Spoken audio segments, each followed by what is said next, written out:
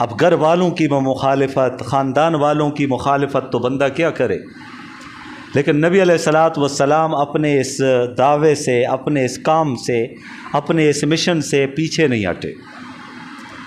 تو نبی علیہ الصلاۃ والسلام آگے ہی بڑھتے رہے، لوگوں کو سمجھاتے رہے، قرآن ان کو پڑھاتے رہے، ان کے سامنے قرآن مجید کی تلاوت فرماتے رہے۔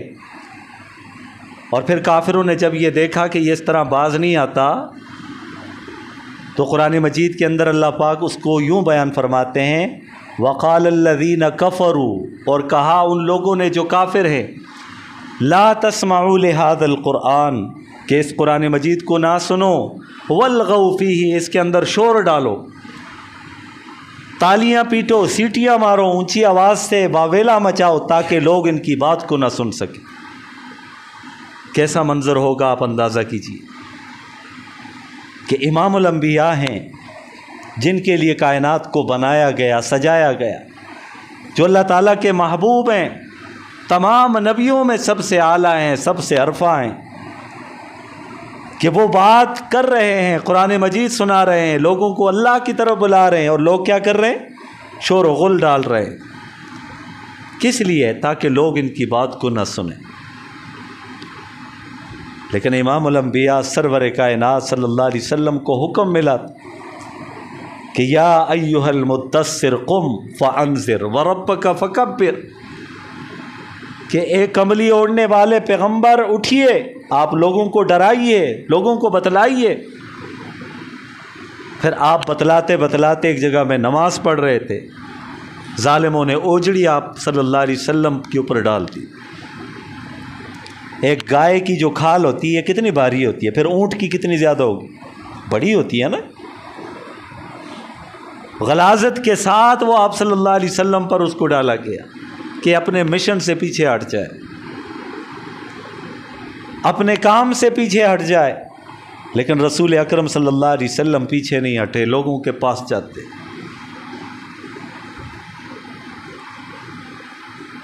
پھر جب انہوں نے ستانا بہت زیادہ شروع کر دیا، پھر آپ صلی اللہ علیہ وسلم، چونکہ حج کا موقع بھی تھا، اس وقت حج تو نہیں لیکن لوگ دور دراز سے جو ہے نا کعبۃ اللہ کی طرف تو آتے تھے،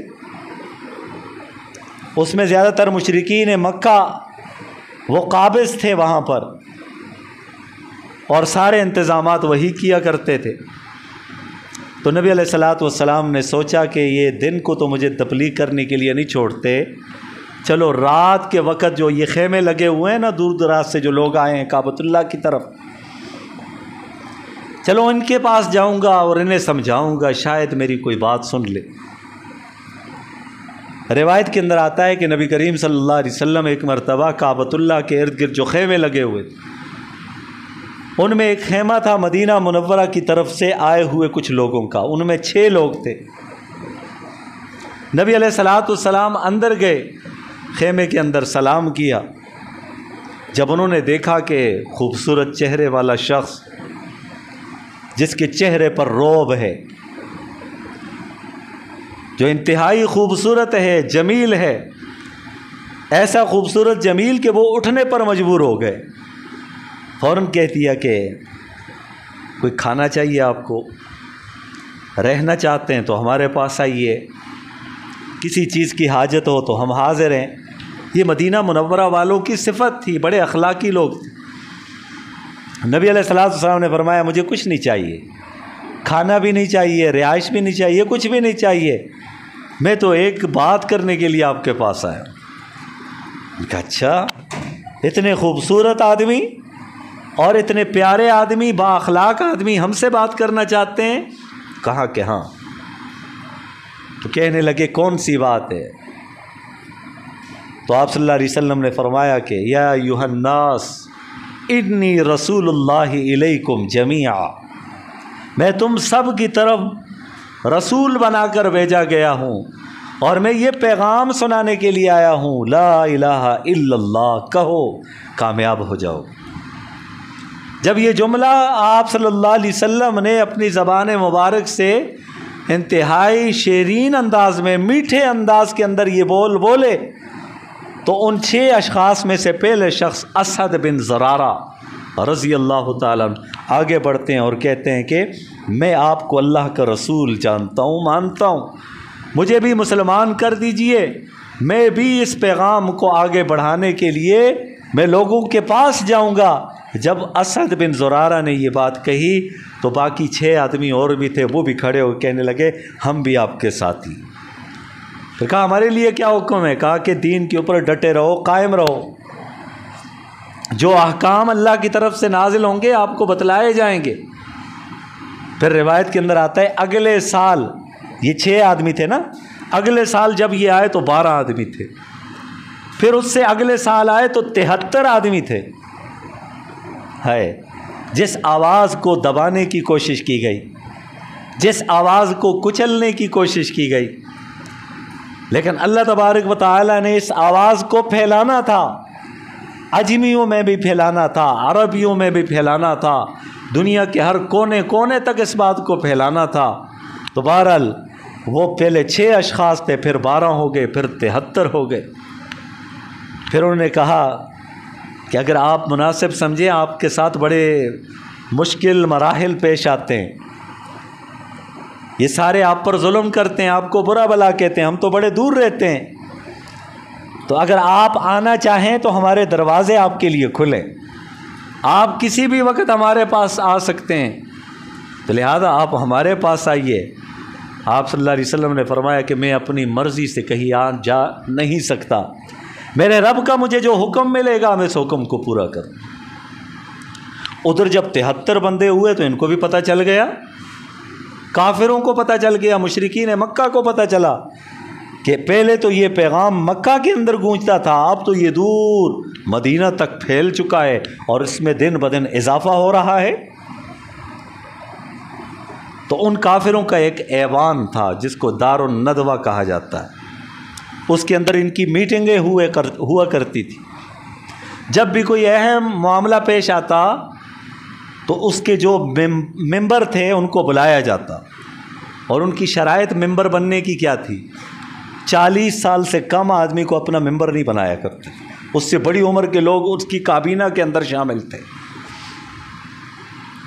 ہاں سوائے ایک شخص کے جو شروع سے اتنا ہی شاطر تھا، اتنا چالاک تھا، اتنا تیز تھا کہ اس کو مستثنا قرار دیا گیا اور کہا گیا کہ اس کے علاوہ باقی جتنے بھی ممبر ہوں گے وہ 40 سال یا اس سے اوپر ہوں گے، اس سے کم نہیں ہوں گے، سوائے ابو جہل کے۔ یہ ابو جہل شروع سے بڑا شاطر تھا۔ میٹنگ منعقد ہوئی، سارے ممبران اکٹھے ہو گئے، ابو جہل بھی ان میں سے ایک شخص تھا جو ایک بزرگ کی صورت اختیار کیے ہوئے، سفید داڑھی میں ملبوس، جبہ پہنا ہوا، بڑے ہی خوبصورت انداز کے اندر ان کے پاس آیا۔ ابھی اجلاس شروع ہونے والا تھا تو کسی نے سوال کر دیا کہ بھائی تم کون ہو، تم کہاں سے آئے ہو؟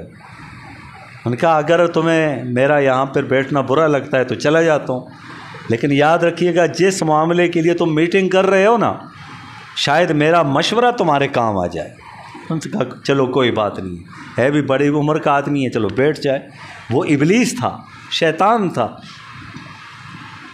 جہاں قرآن کی مخالفت ہو، رسول اللہ صلی اللہ علیہ وسلم کی مخالفت ہو، دین کی مخالفت ہو، شریعت کی مخالفت ہو، وہاں ابلیس کیسے پیچھے رہ سکتا؟ ابلیس بھی ان میں شامل ہوا۔ اجلاس کا ایجنڈا پیش کیا گیا، بتلایا گیا کہ آپ کو پتہ ہے ہم یہاں پہ کیوں اکٹھے ہیں، یہ روز بروز ہم ان سے تنگ آ چکے ہیں، یہ ایک معبود کی رٹ لگائے بیٹھا ہے، یہ باپ اور بیٹے کے درمیان میں دشمنیاں ڈال رہا ہے، باپ کا مذہب الگ ہے، اس کے دین کے ماننے والے جو بیٹا ہے اس کا مذہب الگ ہے، یہ دوریاں پیدا کر رہا ہے، یہ ہمارے معبودوں کو برا بلا کہہ رہا ہے جن کو ہم پوجتے چلے آ رہے ہیں، اپنے آباء و اجداد کو دیکھتے چلے آ رہے ہیں، اور یہ آ کر بتلا رہا ہے کہ ایک اللہ کی عبادت کرو، لہٰذا کچھ کیا جائے۔ آج کے اجلاس کا سب سے اہم ترین ایجنڈا یہی ہے۔ ابو جہل اٹھتا ہے، نہیں ایک شخص اور اٹھتا ہے اس سے پہلے، وہ کہتا ہے क्यों न इसे इस मक्का से निकाल दिया जाए, न ये रहेगा न इसकी बात रहेगी। यहाँ से इसको निकाल देंगे, इनका काम तमाम हो जाएगा, न इनकी बात सुनने को मिलेगी न इनका अंदाज़ देखने को मिलेगा, तो यूँ हमारी जान छूट जाएगी। सब ने कहा क्या ही अच्छा मशवरा है। इब्लीस ने कहा कि नहीं, ये मशवरा ठीक नहीं है। उनका तुम्हें पता नहीं है, वो मुहम्मदुर रसूलुल्लाह सल्लल्लाहु अलैहि वसल्लम जानता तो इब्लीस भी था ना, अबू जहल बदबख्त भी जानता था ना मुहम्मदुर रसूलुल्लाह सल्लल्लाहु अलैहि वसल्लम कि ये इतनी शेरीन ज़बान वाले हैं, इतने मीठे बोल वाले हैं, इतने अच्छे किरदार वाले हैं, इतने अच्छे अखलाक वाले हैं, ये जहाँ भी जाएंगे ये लोगों को अपना गर्विदा बनाते रहेंगे, लोग इनके पीछे चलते रहेंगे, इनका काफ़िला मज़ीद बढ़ता रहेगा, बढ़ता चला जाएगा, फिर ये हमारे ऊपर चढ़ाई करेंगे, लिहाजा ये तजवीज़ अच्छी नहीं है, कोई और पेश कीजिए। दूसरा शख्स उठता है, कहता है मेरे ज़हन में तरकीब आ रही है, इससे इन्हें क्या किया जाए, एक कमरे के अंदर बंद कर दिया जाए, खाना पीना बिल्कुल बंद कर दिया जाए, ये उसमें रह रह कर यूं ही इनकी ज़िंदगी तमाम हो जाएगी, हमारा नाम भी नहीं आएगा, हमारा मकसद भी हल हो जाएगा, इनका पैगाम भी नहीं बढ़ेगा। सब ने कहा इसने बड़ी अच्छी बात कही। इब्लीस जो बैठा था उसने कहा नहीं, ये बात ठीक नहीं है, ये मशवरा ठीक नहीं है। कहा क्यों? कहा तुम जानते नहीं हो मुहम्मदुर रसूलुल्लाह सल्लल्लाहु अलैहि वसल्लम के जो ग़ुलाम हैं, जानिसार हैं, वो अपनी जानों पर खेल कर वो आगे बढ़ेंगे और अपने प्यारे महबूब को आपकी कैद से उनको छुड़ा लेंगे और आप पर हमला आवर होंगे। आपके लिए हमेशा के लिए मुश्किलात और ख़तरात जो है वो बने रहेंगे आपके लिए। तो सब ने कहा कि भाई ये बात भी माकूल है, चलो कोई और। अबू जहल बड़ा शातिर था, उठ खड़ा, उसने कहा मेरे ज़हन में एक तरकीब आई है, क्यों ना इस काम को तमाम किया जाए, इनको कत्ल कर दिया जाए नऊज़ु बिल्लाह, और कत्ल भी इस अंदाज़ के साथ किया जाए कि बनु हाशिम बदला लेने की सक्कत ही ना रखें। मैंने पहले अर्ज़ किया था ना, ये बड़ा शातिर था। उसने तजवीज़ क्या पेश की कि कत्ल किया जाए, लेकिन साथ साथ ये कहा जाए कि जितने भी कबाइल हैं, हर कबीले में से एक मन चला नौजवान जो तलवार चलाने में माहिर हो, तीरंदाजी में माहिर हो, उसका इंतखाब किया जाए मुख्तलिफ़ कबाइल से।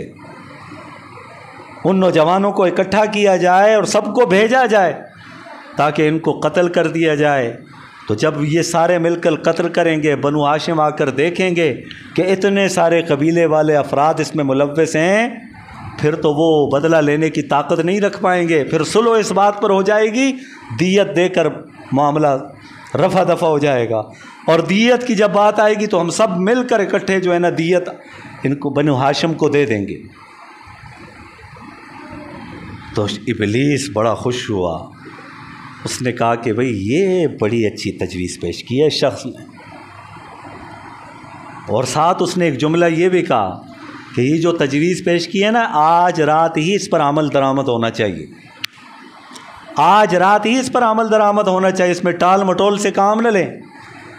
चुनाचे सारे कबाइल के अफराद को इकट्ठा किया गया, उनमें से जो माहिर तलवार चलाने वाले थे उनको इकट्ठा किया गया, उनको तलवार दी गई और साथ समझाया गया कि उस जगह पर जाएं जहाँ पर आप सल्लल्लाहु अलैहि वसल्लम होते हैं। सुबह जैसे ही वो वहाँ से उठकर बाहर निकलेंगे, तुमने एक बार इन पर तलवार चला देनी। अब इधर इन्होंने मीटिंग की, उधर खल्ला के आलम ने हज़रत जिब्रील को भेज दिया। है कुर्बान जाऊँ मुहम्मदुर रसूलुल्लाह सल्लल्लाहु अलैहि वसल्लम की मोहब्बत पर कि अल्लाह जितनी मोहब्बत आप सल्लल्लाहु अलैहि वसल्लम के साथ फरमाया करते थे, इतनी मोहब्बत अल्लाह ने कायनात में किसी के साथ नहीं की। अल्लाह कितने महबूब हैं, एक बंदे से 70 माओं से ज़्यादा प्यार करते हैं, लेकिन महबूब दो आलम सल्लल्लाहु अलैहि वसल्लम से इंतहाई मोहब्बत फरमाया करते हैं। इसी वजह से आपका लक़ब है ना हबीब अल्लाह, अल्लाह का दोस्त, अल्लाह का मुहिब, अल्लाह का प्यारा। अल्लाह जिससे मोहब्बत करें वो हबीब। फ़ौरन जिब्रील को भेज दिया। जिब्रील अलैहिस्सलातु वस्सलाम आयतें लेकर आ गए सूरह अनफाल की। वो आयतें कौन सी हैं? फरमाया वइज़ यमकुरु बिकल्लज़ीना कफ़रू